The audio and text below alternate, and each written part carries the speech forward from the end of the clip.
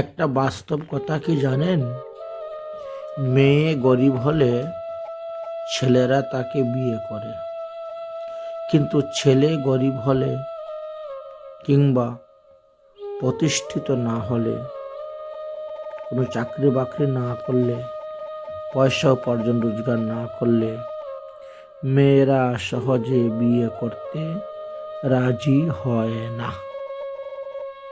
এটা বর্তমান জগতে দেখবেন তো একেবারে ধ্রুব সত্য কথা। অথচ গরিব ঘরের মেয়েদেরকে ছেলেরা অনায়াসে বিয়ে করে নেয়,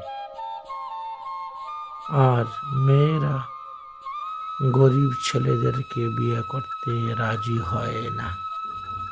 আগে জিজ্ঞেস করে কি কাজ করে, কত টাকা কামাই করে।